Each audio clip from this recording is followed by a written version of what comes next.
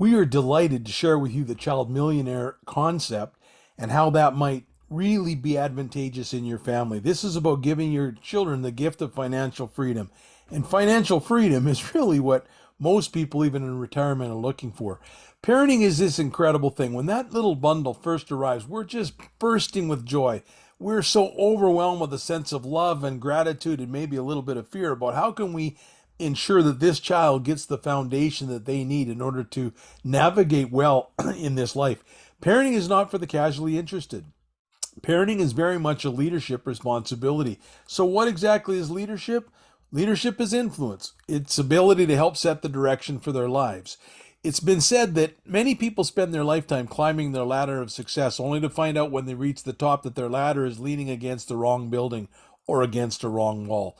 Part of our parenting leadership is to help our children be able to make good choices as they go about building their lives and climbing their ladder towards success so that when they do reach the top, they are leaning against a right building or a right wall, not the wrong one. Leadership is also about vision. It's about keeping the mission in sight, understanding the attributes and qualities that make for a great human, and being able to ensure that we instill those in the foundation of the fiber of our children so that they can maximize their contribution and influence in society. You know, we all watched our children reach that day where they went off to school. We went to their programs. We saw them dress up. We saw their plays. We listened to their music. They brought home their drawings. We hung them on our walls and on our fridges. We saw them learn to read. We saw them learn to write. We watched them talk about their friends. We listened to their stories. It was all very exciting to watch. And what we began to discover is it was a really significant time in their journey. They begin to learn. They begin to watch all kinds of things develop in their life. And so education is really important, but education is also really expensive. So we need to think about how do we save for the future for our children while trying to keep all the other balls we're responsible for in the air. And so we've had these saving strategies for a long time. Let me stop just for a second and say this, remind us of this quote from Thomas Edison. He said this: 5% of people think, 10% of people think that they think, and 85% of people would rather die than think. I don't think people are stupid. I don't think people are genuinely ignorant or foolish.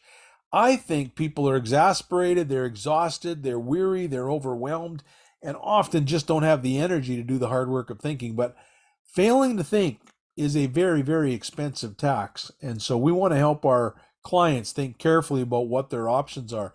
So as we begin to put a good saving strategy in place to ensure the future for our children, along comes the government. The government says, we would really like to help Canadians save for their future. And I want to say this. First of all, the government has demonstrated very little evidence that they know anything about saving. They don't put away for a rainy day. They just print money when they need it, which you and I don't have the luxury of doing. You can't do that for yourselves and you can't do that for your children. So it becomes a really big problem when the government thinks they have a solution and then they want to use our money to provide us with our solution. I'm going, if you really want to help us, just reduce our taxes and let us keep more of our money. That would be highly advantageous. But regardless, the cost of education is escalating at an alarming rate. In fact, education has grown well beyond the cost of education, has grown well beyond the cost of every other sector of society, with maybe the exception of healthcare. Both healthcare and education have escalated right out of sight when it comes to providing for our society. And so I love this little diagram. It says a lot. These square wheels will get the cart someplace, but boy, they're inefficient. They are rough. They are inefficient.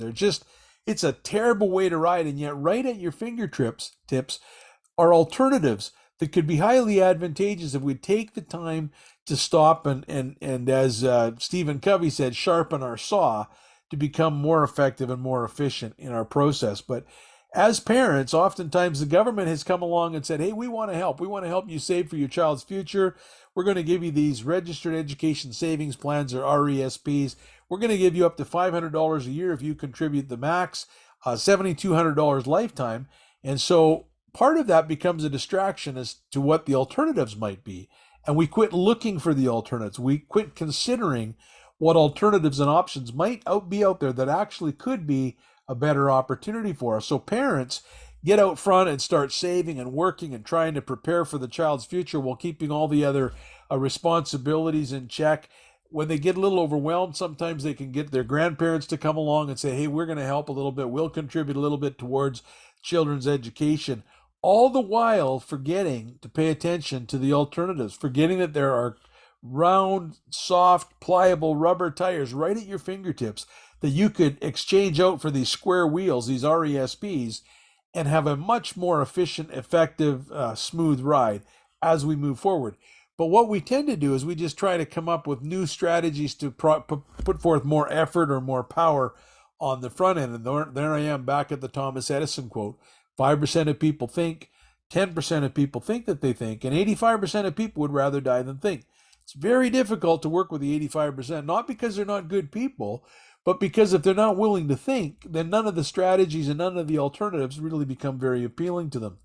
My dad used to say to me when I was on the farm with him, he would say, don't just stand there, do something. And my philosophy is quite different. I would be more prone to say, don't just do something, stand there. Take the time to stop and think. Take the time to consider the options and the alternatives. Take the time to see if there's a better way, a more efficient way, a more effective way to get these things done and to arrive at the destination of our choice. I think those are really important things to do. So what if there was an alternative to willfully choosing the government as our partner? What if there was a way for us to do this differently? What if rather than planning to our child's age 17, which is kind of where the government's program is ultimately designed for, what would happen if we looked at the child's whole life and said, what if we could give them a structure? What if we could give them a system that would serve them for the rest of their lives, and when they pass on, they would be able to transfer that on to their own children and grandchildren? How cool would that be? What if we had an alternative that would allow our kids to avoid the consumer debt cycle that is killing Canadians because of this artificially stimulated, artificially propped up economy that is currently hurting and damaging our own well-being as families and citizens? The child millionaire process is almost 200 years old. It has the ability to provide the needed funds for education and I want you to catch that word and serve your children for the rest of their lives if you teach them how to properly manage their money and their system. And that's one of the things that Child Millionaire team members would come alongside and coach you and help you with. Child Millionaire is a simple process to learn how to get money to flow back towards us rather than flowing away from us. Many people say, boy, it feels like money just flows through my fingers like sand. And I'm saying, it probably does feel that way, but it doesn't need to if you understood how money flowed and could actually replumb the system to get it flow back into a structure you own and control. What if we could show you how to build that structure and then control it forever? What if we could show you how to use the same dollars you would typically leverage for an RESP into a structure you own and control that would put over $1 million potentially in the hands of your children at age 65 in order to augment their retirement, which is really their financial freedom? It would just give them the greater flexibility in the decisions they make about how they maximize their contribution. Wouldn't that be something to consider? What if by the time your children leave this planet, as they reach life expectancy of 85, what if there was a $2.3 million wealth transfer, 100% tax-free, to go to their children and their grandchildren and their bloodline to enable them to stay out of this consumer debt cycle spending pattern that is really so damaging to society?